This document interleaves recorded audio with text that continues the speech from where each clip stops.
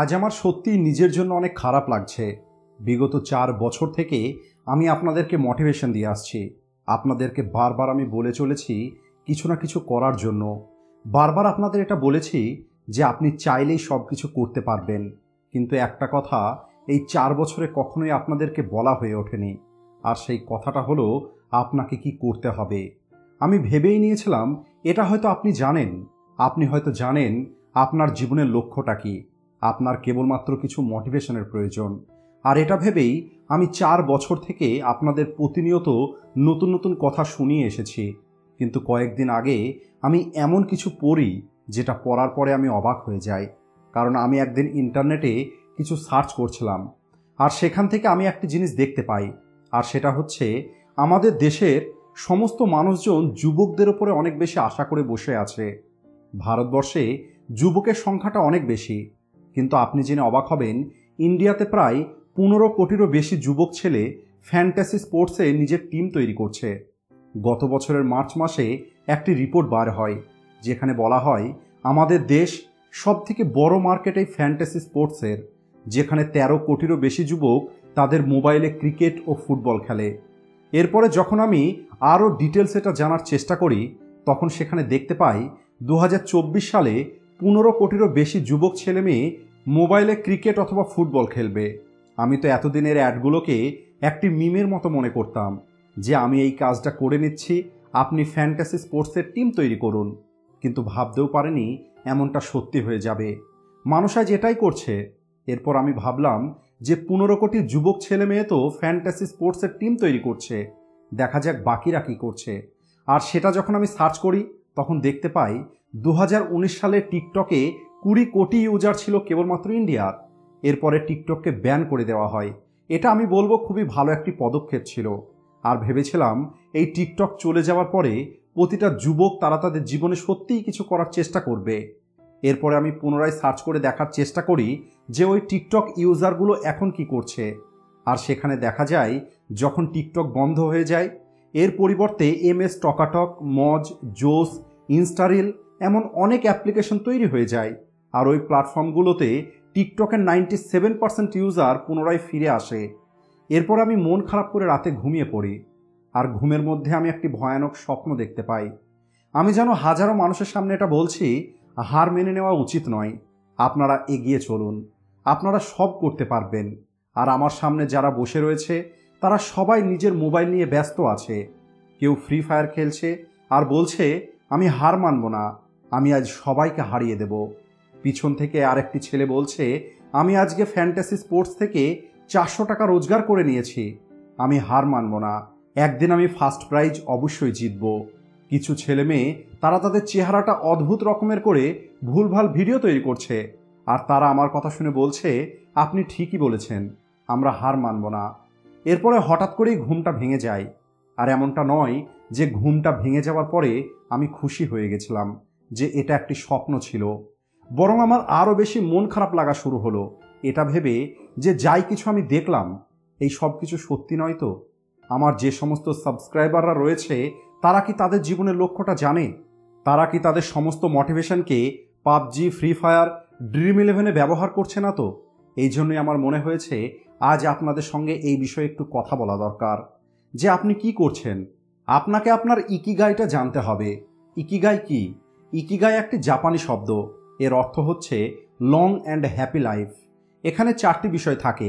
আপনার কি করতে ভালো লাগে, আপনি কোন কাজটা ভালোভাবে করতে পারেন, আপনি সেই কাজ থেকে কিভাবে টাকা রোজগার করতে পারবেন, ওই কাজের দ্বারা মানুষের জীবন কিভাবে সহজ হচ্ছে। যে মানুষের কাছে এমন কোনো কাজ আছে যে কাজের মধ্যে এই 4টি বিষয় আছে, তাহলে সেটাই হলো তার জীবনের ইকিগাই। এটাই হচ্ছে একটি লম্বা এবং খুশি জীবনের রহস্য। এখন প্রশ্ন হচ্ছে আপনি কি আপনার জীবনের ইকিগাইটা খুঁজে পেয়েছেন?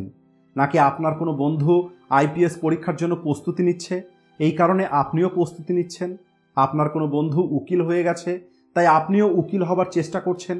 আপনার বাবা মায়ের কোনো বিজনেস আছে আর ছোট থেকে এটা ঠিক হয়ে গেছে যে আপনাকে বড় হয়ে এই বিজনেসটাই দেখাশোনা করতে হবে? ইন্ডিয়ার অনেক পরিবারেই সরকারি চাকরির উপর একটি আলাদা টান আছে, আর সবাই সরকারি চাকরি পাওয়ার চেষ্টা করছে। গত বছরের একটি রিপোর্ট বার হয় যেখানে দেখা যায় গত 4 বছরে সরকারি চাকরির জন্য 22 কোটি অ্যাপ্লিকেশন জমা পড়েছে, আর সেখান থেকে চাকরি পেয়েছে কেবলমাত্র 7,22,000 জন। বাকি সমস্ত মানুষগুলো তাদের 30 বছর বয়স পর্যন্ত চাকরির জন্য প্রস্তুতি নিয়েছে।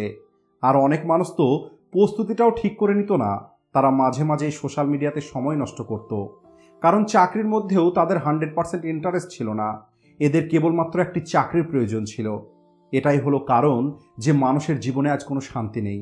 কাজ করছে কিন্তু খুশিতে নেই, টাকা আসছে তাতেও কোনো খুশি নেই। তাই আপনাকে কিছু না কিছু করা তো শুরু করতেই হবে।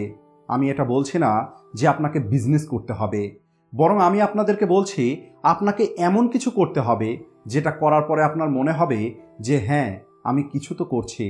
প্রাচীনকালে একবার একটি লোককে ওনার একটি ভুলের জন্য শাস্তি দেওয়া হয়, আর ওই শাস্তিটা ছিল একটি অনেক ভারী পাথরকে পাহাড়ের উপর পর্যন্ত তাকে নিয়ে যেতে হবে, আর সেখান থেকে পাথরটা নিচে ফেলে দিতে হবে, আর পুনরায় তাকে নিচে এসে ওই পাথরটাকে উপরে নিয়ে যেতে হবে।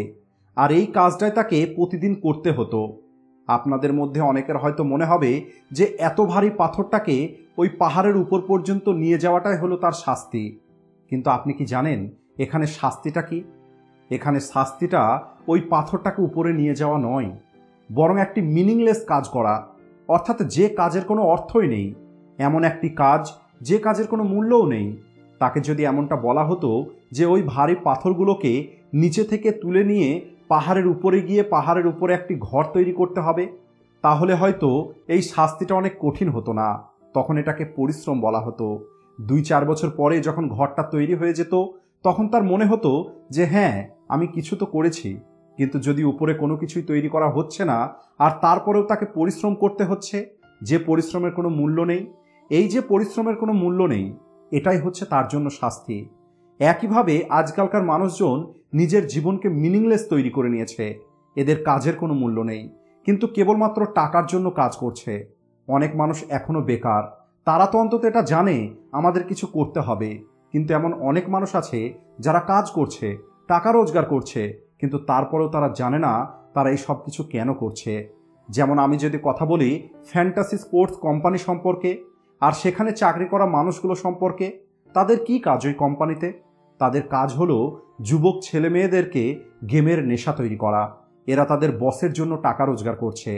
আজ যদি ফ্যান্টাসি স্পোর্টস বন্ধ হয়ে যায়, তাহলে কি বিশ্বের কোনো ক্ষতি হবে?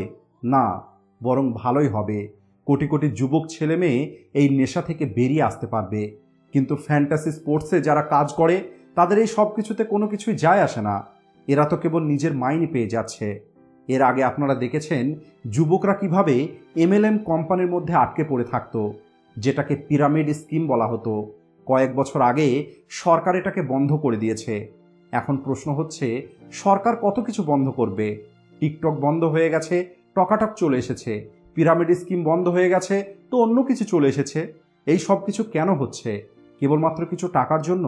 দেখুন, টাকা রোজগার করাটা খারাপ কিছু নয়।